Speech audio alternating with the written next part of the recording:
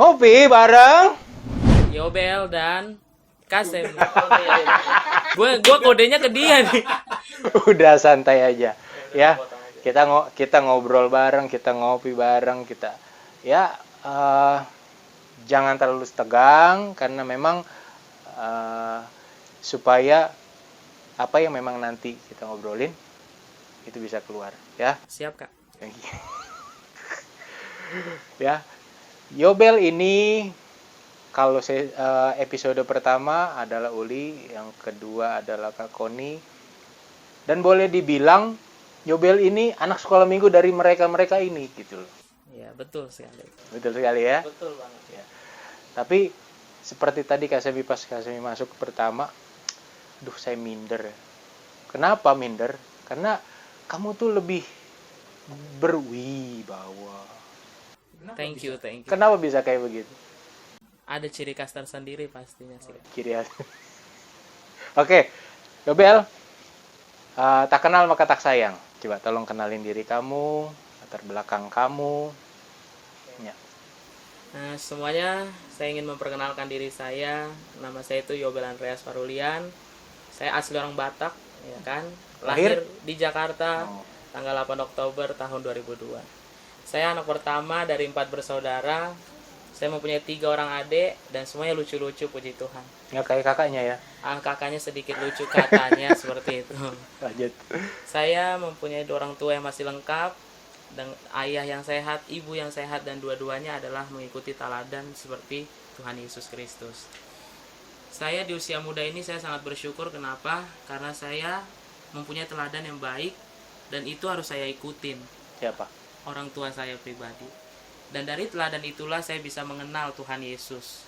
Dan ketika saya sudah mengenal Tuhan Yesus, siapa sih Tuhan itu, dan saya harus bisa menjadi teladan buat adik-adik saya. Nah, itulah yang saya sedang lakukan sampai saat ini. Profesi orang tua apa? Orang tua saya itu, yang pertama ayah saya itu adalah seorang driver online. Ojek online. Iya, lebih tepatnya ojek online. Ibu saya itu adalah ibu rumah tangga, berprofesi yang mungkin skala keuangan itu rendah, tapi saya bangga memiliki kedua orang tua seperti itu. Dan itu akan saya tetap prioritaskan gitu. Prioritaskan apa nih? Dalam arti bahwa segala pendidikan yang saya tempuh sekarang itu tujuan akhirnya adalah untuk membahagiakan mereka. Dan itu ada tolak ukur tersendiri buat saya pribadi. Oke, sedikit mengenai Yobel. Dia berempat. Orang tuanya adalah teman saya. Ya, kami satu level, kami satu tingkat, dan saya sangat mengenal papanya, mengenal mamanya, dan mereka adalah orang tua yang luar biasa. Kenapa saya bilang luar biasa? Waktu Yobel kecil, ingat nggak dibawa sama papa selalu kemana? Ke gereja, sekolah minggu. Bukan, yang Kasemi sangat meremah sampai sekarang. Bapakmu capek-capek habis narik ojek, habis narik bawa penumpang, biar capek setiap awal bulan Jumat pertama kamu dibawa sama Jenny doa semalaman. Mungkin saya lupa ya, mungkin karena Dibawa. sudah lama gitu. Memang kalian akhirnya memang nggak lama setelah dibawa ke sini tertidur dalam gereja.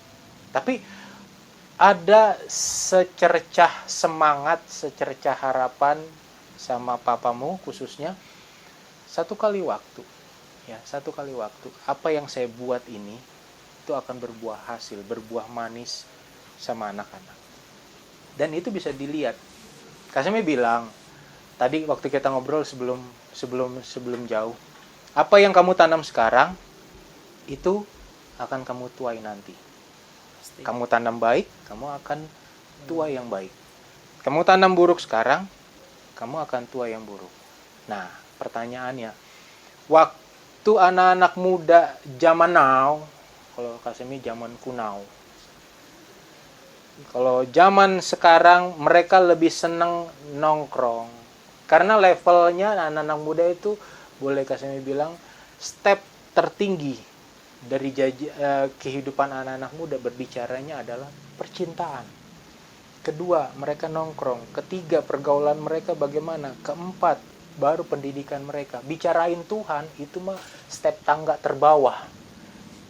Kenapa kamu lebih senang ada di dalam rumah Tuhan? Ini menurut saya sih, pendapat saya itu karena saya merasa bahwa nyaman di dalam rumah Tuhan dan punya pergaulan di rumah Tuhan itu lebih enak menurut saya. Enaknya gimana? Nggak semua ada orang-orang yang ada dalam gereja, di dalam rumah Tuhan itu baik-baik. Enaknya bagi saya pertama yaitu mereka bisa diajak untuk tukar pikiran. Tentu tidak semua, tapi ada beberapa. Oke. Yang kedua, yang saya nyaman di gereja adalah ketika saya punya masalah, saya tahu tujuan yang saya ceritakan itu kemana saya curhat. Kemana? Ya, salah satunya mungkin ke kakak-kakak rohani yang ada di gereja atau komunitas yang ada.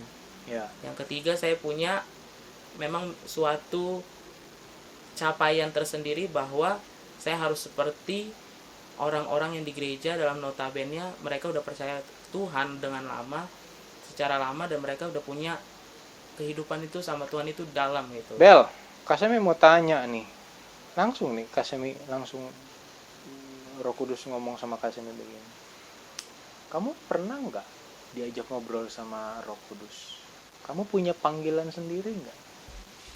Secara pribadi, kalau dibilang sama Roh Kudus, belum terlalu gitu, belum Ya, ada oke. secara khusus. Tapi dari dasar hati kamu sendiri, karena kamu Kasemi dengar tadi yang ketiga kan? Iya. Kamu ngelihat orang-orang, perilaku orang, hamba-hamba Tuhan mungkin lah ya, yang ada di dalam rumah Tuhan, di dalam gereja, mereka sepertinya, wah, mereka bisa mencapai sesuatu yang luar biasa waktu mereka melayani Tuhan, bla bla bla bla bla, apapun itu. Kamu sendiri seneng nggak melayani Tuhan? Kalau dikatakan senang atau tidak, pasti ada sukacita dan tidak. Kamu sendiri punya panggilan tersendiri nggak untuk melayani Tuhan? Secara garis besar yang saya lihat ada di jiwa saya. Ya itu dia yang Kasemi. Tinggal ngomong ya atau enggak aja, susah banget gitu. Ada. Ya kan? Ada. Berarti ada. Ada. Kamu punya panggilan sendiri untuk melayani Tuhan. Kenapa Kasemi berani ngomong begitu? Ingat nggak waktu kita pulang gereja, Kasemi tanya begini sama kamu, Bel, kayak kamu sekolah Alkitab deh. Saya ingat. Kamu nggak? Oh, enggak lah, itu bukan saya. Sebagian besar anak-anak muda yang Kasemi ajak ngomong, lu kayak sekolah Alkitab lu kayaknya memang panggilan. Mereka pasti akan menjawab seperti apa yang Kasemi ngomong tadi. Ah, enggak. Nah, tapi kamu enggak, Ben. Justru kamu bilang, amin, kalau Tuhan kehendaki, kalau Kasemi ngomong kayak begitu, amin. Ya. Itu kenapa Kasemi berani bilang kamu tuh ada panggilan tersendiri melayani Tuhan. Puas nggak kamu melayani Tuhan? Puas lah, kalau ditanya puas ya pasti puas. Iya. Bukan sekarang gini, tidak serta merta orang yang melayani Tuhan itu harus melayani di mimbar. Betul, tidak mesti. Ya, kita harus mulai belajar dari yang paling bawah. Apapun itu, dan Kasemi bisa ngelihat dari sosoknya kamu. Nah, tingkat kepuasan apa yang memang kamu rasakan waktu kamu melayani Tuhan? Saya merasa puas ketika orang yang saya layani merasakan feel-nya dari Tuhan itu sendiri, firman itu sendiri. Yang kedua, saya merasa puas ketika saya bisa melakukan itu bukan karena kuat dan gagah, tapi karena dukungan dan doa teman-teman yang ada. Itu saya merasa puas. Tapi kamu belajar juga kan? Pasti belajar. Ya, kamu gali firman kan? Pasti. Ya, kehidupan kamu untuk menggali firman dalam suasana di rumah yang teman-teman semua mesti tahu. Yobel ini ngontrak di satu rumah petak. Sorry ya, kita ngomong belak-belakan. Silahkan. Ya, coba jelasin. Kasemi juga jarang-jarang itu pengen biar kamu sendiri yang kasih tahu sama teman-teman di sana. Dengan keadaan rumah yang ngontrak, mungkin dengan ukuran yang kurang lebar atau luas gitu. Di situ saya merasa intinya bukan karena rumah itu lebar atau kecil sih bagi saya untuk gali firman. Itu juga bukan masalah yang Kasemi mau bahas ya. Cuman begini, kamu tinggal di rumah yang sederhana. Jadi nggak usah jawab terlalu tinggi dulu, Bel. Kasih mau tahu supaya teman-teman di sana punya pemikiran. Oh ya, kalian berenam tinggal di rumah model yang kayak bagaimana sih sampai kamu tuh bisa semangat untuk berdoa, cari Tuhan, baca firman Tuhan. Kayak bagaimana sih ributnya di kontrakan kamu tuh kayak bagaimana sih? Kok kamu bisa konsentrasi? Kalau ditanya ribut ya pasti berisik ya, dengan di lingkungan kontrak dengan padat penduduk gitu kan. Nah tapi di situ nggak luntur gitu loh bagi saya untuk ya kita sama-sama dalam keluarga itu untuk menjalin hubungan dengan Tuhan. Walaupun dalam keadaan yang seperti terbatas tempat dan waktu pun kita nggak bisa nentuin kapan kita mau doa. Kadang orang berdoa itu milih waktu yang tepat, tapi kita terkadang itu muncul sendiri, nggak mesti hening dulu gitu loh Kak. Gitu. Oke. Kalau di rumah, keadaan rumah seperti itu. Kamu bisa bertahan dengan lingkungan yang, makanya saya bilang luar biasa keluarga ini. Kamu bisa bertahan dalam lingkungan yang keras, ya, dalam lingkungan yang keras dan cenderung ke arah yang negatif. Karena berapa kali di situ kan ada penggerbekan oleh polisi karena narkoba, karena judi, karena mafia ojek online, ya kan? Nah, kamu kenapa bisa bertahan dengan kondisi seperti ini? Itu yang tadi saya pertama bilang, karena saya punya teladan itu tidak melakukan apa yang ada di lingkungan itu. Oke. Itu menurut saya. Jadi papa sama mama tetap jadi pagar pembatas. Betul. Kamu tidak terpengaruh dengan lingkungan ya. Ya. Jadi balik lagi nih ke Yobel. Yobel punya panggilan sendiri untuk melayani Tuhan. Kalau ke depannya bener yang Kasemi ngomong, ya, kamu dipanggil untuk melayani Tuhan. Kamu bagaimana? Harus siap.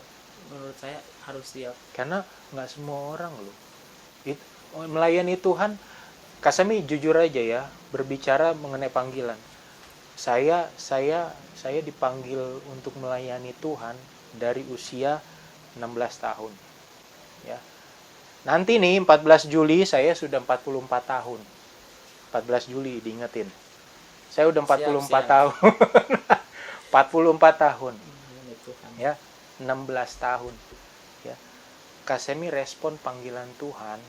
Ya, Kasemi benar-benar ada di dalam pelayanan itu waktu tahun 2014.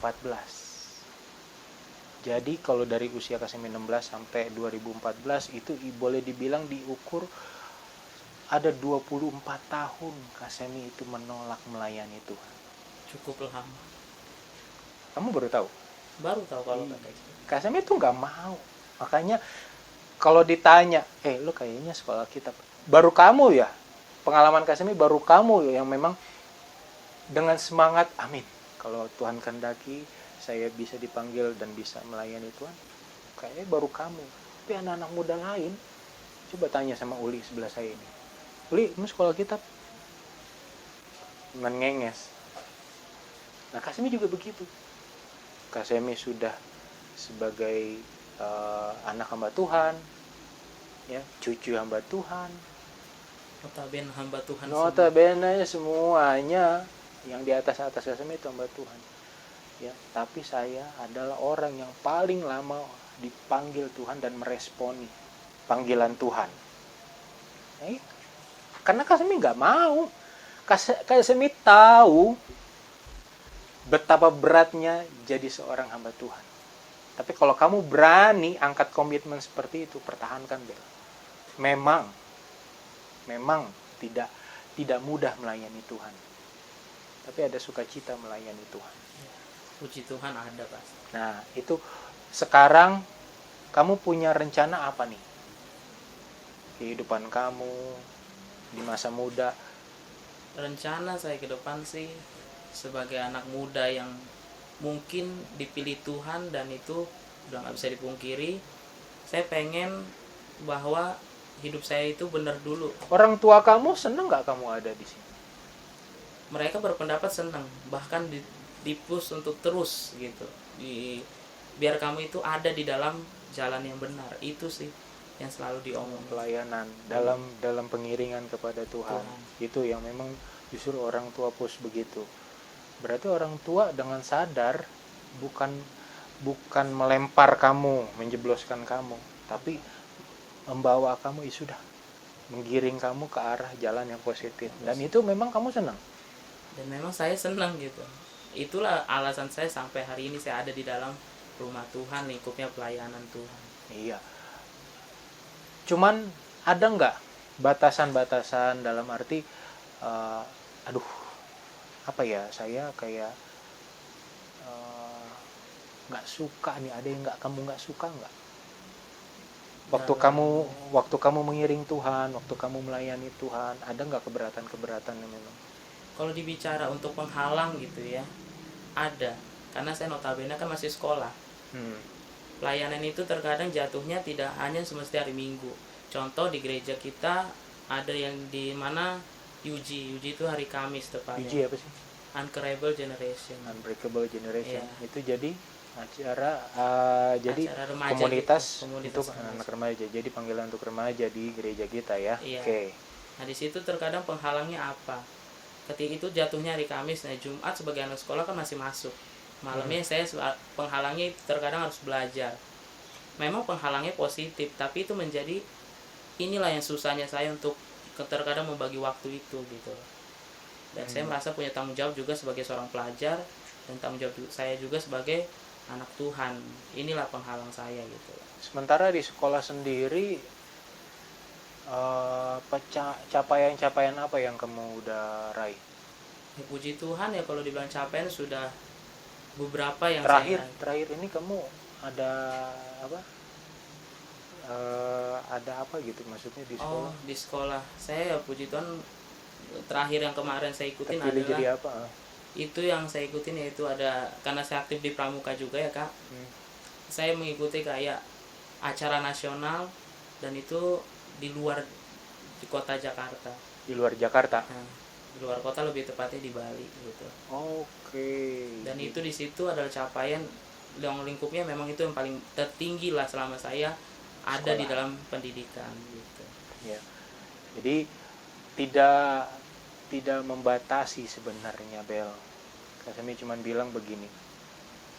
Biarpun kamu UG ini, komunitas remaja ini diadakan hari Kamis, dan memang kamu Jumatnya masih harus sekolah, saran Kak Semi, ikuti aja dulu ya. Nanti kamu bisa kasih masukan ke kakak rohani, kalau kita mulai jam 7, mulailah jam 7, selesai jam 8, selesailah jam 8. Habis itu kamu izin pulang, nggak masalah kok kamu pulang. Jadi jangan memang sudah selesai jam 8 kamu masih kongko-kongko, ya itu salah juga. Ya kan, selesai jam 9, udah pulang ya jam 9, masih ada kesempatan kamu bisa belajar 1-2 jam, kamu istirahat, lakukan tanggung jawab kamu sebagai seorang pelajar. Sebenarnya itu bisa ditrik, dan jangan jadikan itu sebagai batu sandungan untuk kamu ya. Yang Kak Semi mau tanya lebih dalam nih sama kamu sebenarnya. Silakan. Karena waktu Kak Semi pernah dengar kamu sharing firman beberapa kali di remaja. Waktu kita kan ibadah gereja kita kan online ya. Iya. Kamu kan ada tuh pernah syuting untuk UG, untuk anak-anak remaja. Nah, di situ waktu kamu sharing firman, ya, apa yang ada di benak kamu? Yang ada di benak saya itu adalah teman-teman saya semua yang ada di dalam komunitas itu. Kan banyak juga teman-teman yang memang kamu suka kejar nih, ada 1-2 anak-anak muda yang terganjal karena mereka itu yang Kak Semi bilang, sementara kamu lebih senang di rumah Tuhan, ada anak Tuhan yang memang sebenarnya tinggal di gereja tapi justru dia lebih senang tinggal di luar gereja. Kamu punya pendapat sendiri itu gimana? Menurut pendapat saya itu disebabkan mungkin karena ada beberapa faktor. Apa tuh? Ya mungkin karena kurang perhatian juga. Karena anak muda menurut saya perhatian itu sangat penting. Tapi dari dalam diri sendiri maupun dari orang tuanya. Oke. Itu penting.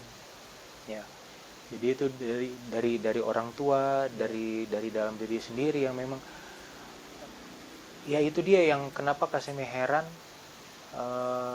kamu itu mau berkorban untuk cari anak itu? Kenapa? Karena saya mencintai jiwa itu. Sebelum hilang itulah di otak saya itu. Dan sekarang anaknya bagaimana? Ya kita sudah usaha dan memang dia belum kembali kepada Tuhan yang sesungguhnya. Ingat yang saya bilang kan? Ingat. Ya, kalau domba yang hilang, yang Tuhan buat apa? Cari domba itu.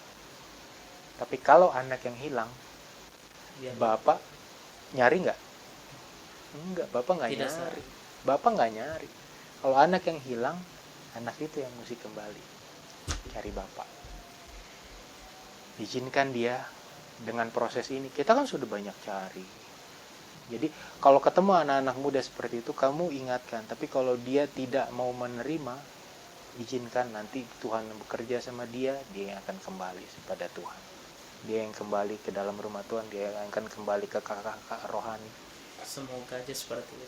Iya, memang sudah Alkitab bicara seperti itu dan tidak ada yang bisa bantah. Ya, kenapa? Setiap kali Kasemi ngomong sama kamu itu pengalaman.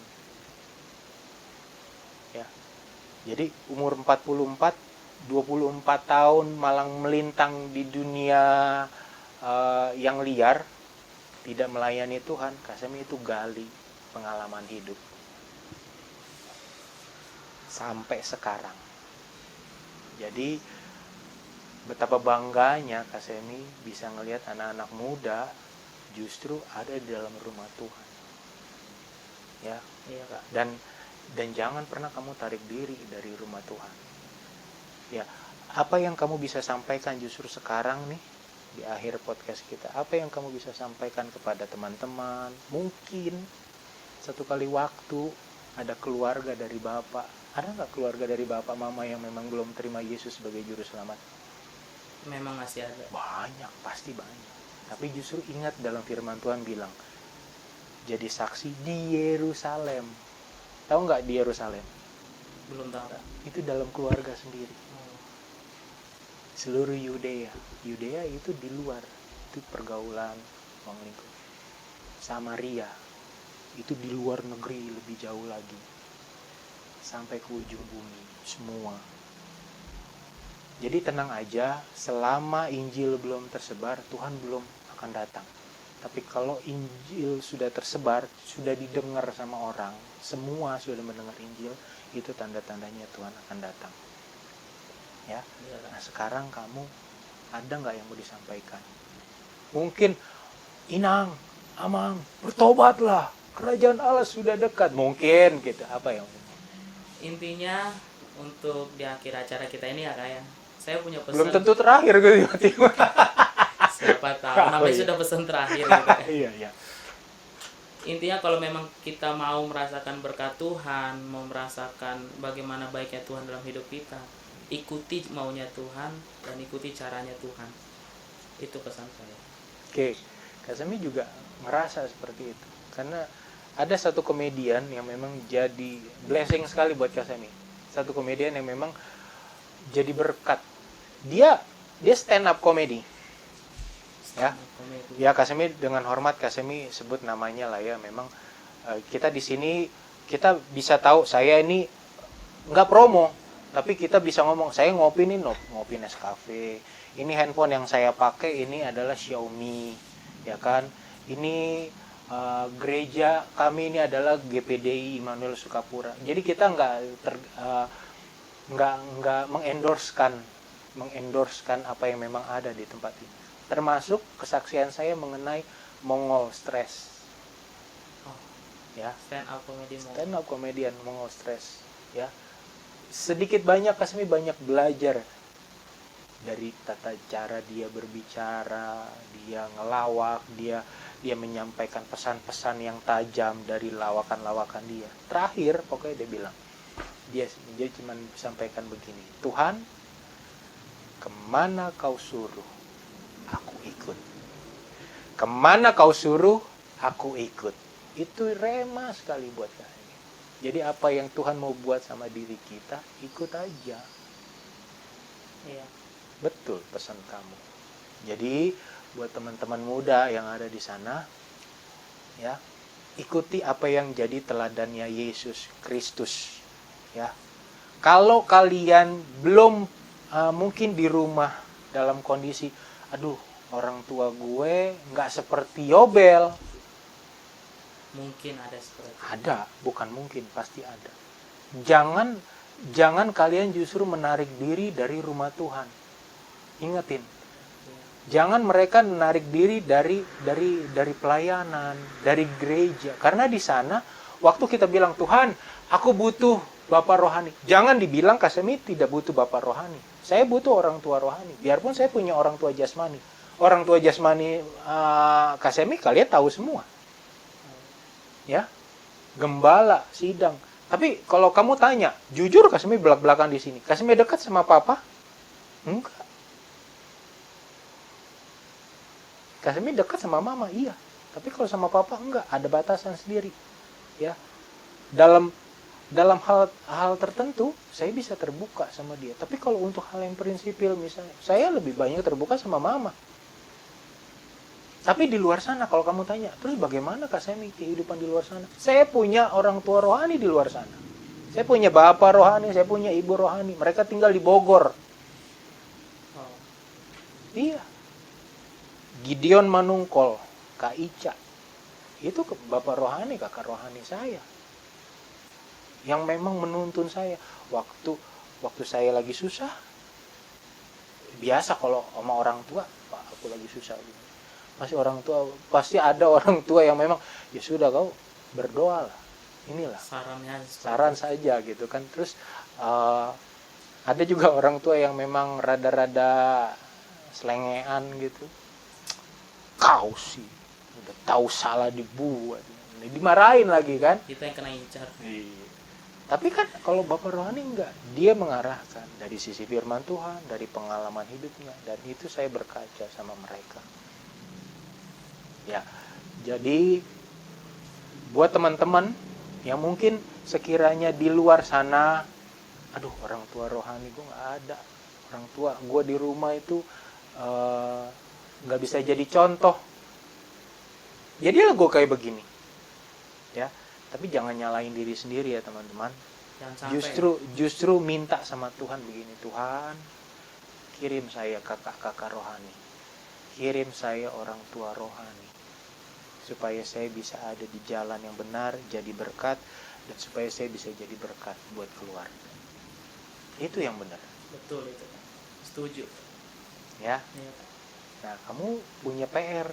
Karena kamu di tengah lingkungan yang keras, pergaulan yang keras, jadilah berkat. Ya, inilah apa yang memang Kak Semi cuma bisa terima kasih kamu bisa hadir di sini. Ya, semoga apa yang memang kita bicarakan ini jadi berkat di luar sana. Ada lagi nggak mungkin yang mau kamu sampaikan? Ya sedikit ya Kak. Buat teman-teman yang di usia masih kayak seperti saya sekolah atau sudah lulus sekolah, intinya kita jangan cepat puas apa yang kita raih. Kejarlah semua itu dengan apa yang seharusnya kita pegang saat ini. Sebagai anak Tuhan berarti kita pemegang firman Tuhan itu. Intinya kita nggak perlu takut, semua udah Tuhan jamin. Bahkan kita pun harus bisa percaya kepada firman Tuhan itu. Puji Tuhan. Itu pesannya. Jadi kalau ada sumur di ladang, bolehlah kita menumpang mandi. Kalau ada umur kita panjang, nanti next time kita ngobar lagi. Asik. Puji Tuhan. Tuhan berkati. Bye.